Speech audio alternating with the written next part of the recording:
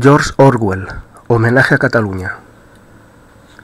En Aragón se estaba entre decenas de miles de personas de origen proletario en su mayoría. Muchas de las motivaciones corrientes en la vida civilizada, ostentación, afán de lucro, temor a los patrones, etc., simplemente habían dejado de existir. La división de clases desapareció hasta un punto que resulta casi inconcebible en la atmósfera mercantil de Inglaterra. Allí solo estábamos los campesinos y nosotros, y nadie era amo de nadie. Cuando llegué a Barcelona por primera vez, me pareció una ciudad donde las distinciones de clases y las grandes diferencias económicas casi no existían. Eso era desde luego lo que parecía. Las ropas elegantes constituían una normalidad.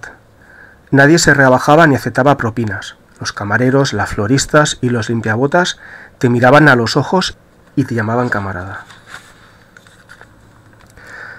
En torno al mediodía del 3 de mayo de 1937, un amigo que cruzaba el vestíbulo del hotel anunció como de pasada: «He oído que ha habido jaleo en la central de Telefónica». Por algún motivo no le presté mayor atención en ese momento.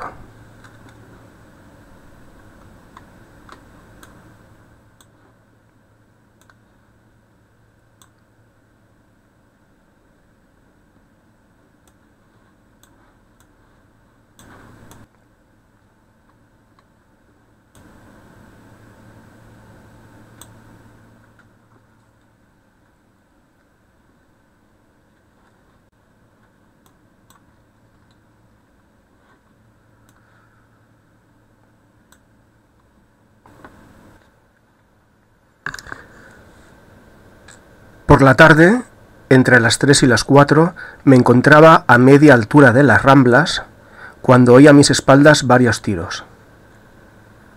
Me di la vuelta y vi a algunos jóvenes que, con fusiles en la mano y los pañuelos rojinegros de los anarquistas al cuello, desaparecían por una bocacalle en dirección norte. Evidentemente, disparaban contra alguien situado en una elevada torre octogonal, una iglesia, según creo, que se alzaba sobre esa calle. De inmediato pensé: ya ha comenzado. Pero lo pensé sin mayor sentimiento de sorpresa, pues desde hacía varios días todos esperábamos que aquello comenzara en cualquier momento.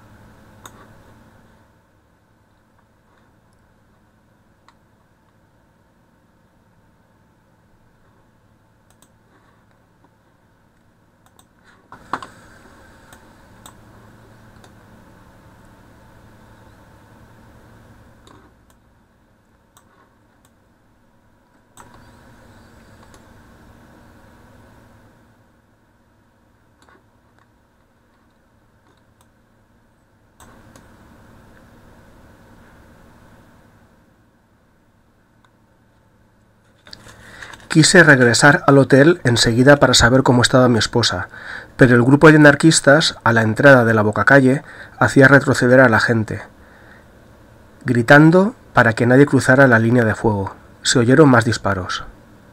Las balas procedentes de la torre atravesaron la calle, y una multitud aterrorizada se abalanzó Ramblas abajo, alejándose del fuego. A lo largo de la calle podía oírse el tableteo de las persianas metálicas que bajaban los tenderos para proteger sus escaparates. Vi dos oficiales del Ejército Popular retirándose prudentemente de árbol en árbol, con las manos en las pistolas.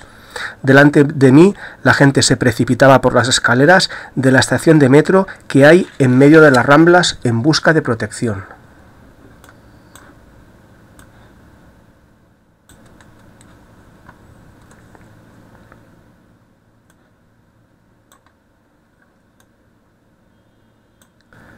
Opté por no seguirlos, pues no quería quedarme atrapado bajo tierra durante horas. En ese momento un médico norteamericano que había estado con nosotros en el frente se acercó corriendo y me tomó del brazo. Estaba muy excitado. «Vamos, debemos llegar hasta el Hotel Falcón». El Hotel Falcón era una especie de casa de huéspedes regida por el POUM y utilizada principalmente por los milicianos de permiso. Los muchachos del POUM se reúnen allí. Ya comienzan los líos. Debemos permanecer unidos. «¿Pero qué demonios está pasando?», pregunté yo.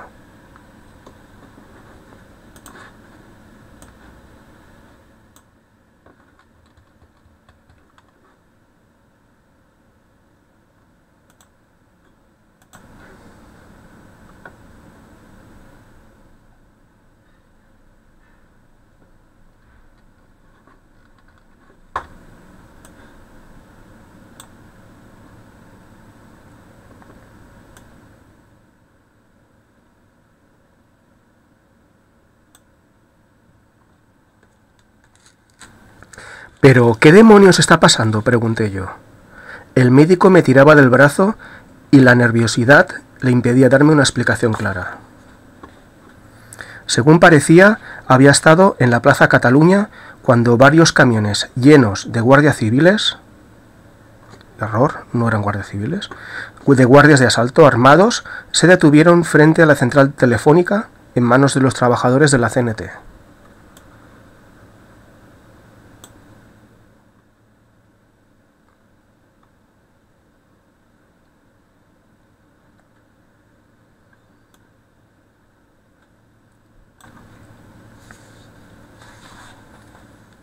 Cuando varios camiones llenos de guardias de asalto armados se detuvieron frente a la central telefónica en manos de trabajadores de la CNT y lanzaron un súbito ataque contra ella.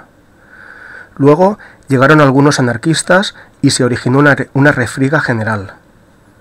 Deduje que los líos de las primeras horas del día se habían producido porque el gobierno exigía la entrega de la telefónica, exigencia que, desde luego, fue rechazada. Mientras nos dirigíamos calle abajo, un camión repleto de anarquistas armados pasó a toda velocidad en dirección opuesta. En la parte delantera se veía a un jovencito desarrapado echado sobre una pila de colchones tras una ametralladora ligera. Cuando llegamos al Hotel Falcón al final de las Ramblas, una multitud en ebullición ocupaba el vestíbulo de la entrada. Reinaba gran confusión. Nadie parecía saber qué se esperaba de ellos y solo estaban armado el puñado de tropas de choque que normalmente entraba en el edificio. Crucé hasta el comité local del POUM, situado casi enfrente.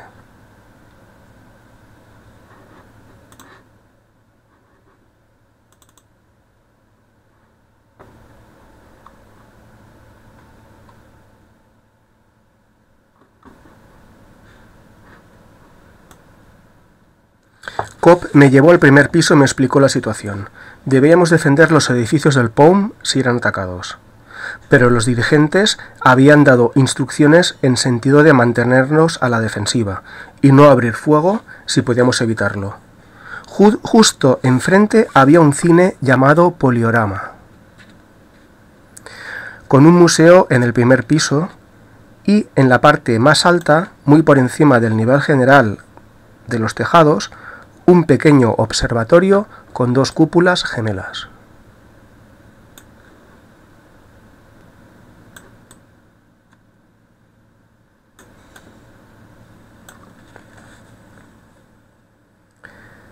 Estas cúpulas dominaban la calle, y unos pocos hombres apostados allí podían impedir cualquier ataque contra los edificios del POUM. Los encargados del cine eran miembros de la CNT y nos dejarían entrar y salir. En cuanto a los guardias civiles del Café Moca, no representaban ningún problema. No deseaban luchar y estarían más que contentos de vivir y dejar vivir. Ya habían colocado gente de guardia en el observatorio. Pasé los 3 días y noches siguientes en la azotea del Poliorama, con breves intervalos en los que me deslizaba hasta el hotel para comer. No corría ningún peligro. Sufría solo hambre y aburrimiento, y no obstante, fue uno de los períodos más insoportables de mi vida. Creo que pocas experiencias podrían ser más asqueantes, más decepcionantes o incluso más exasperantes que esos días de guerra callejera.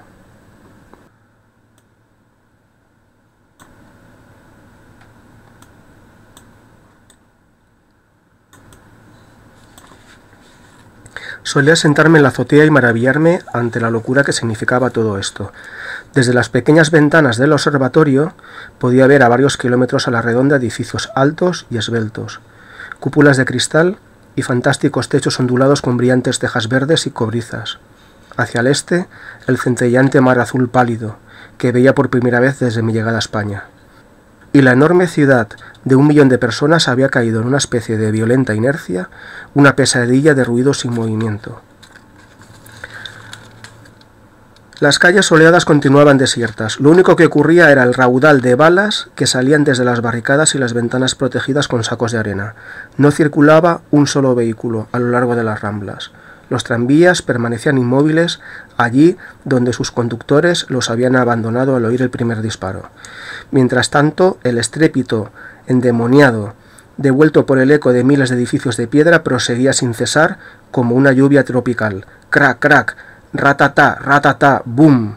El estrépito se reducía en ocasiones a pocos disparos y crecía a veces hasta formar una descarga ensordecedora, pero no se interrumpía nunca durante el día, y con la aurora comenzaba otra vez.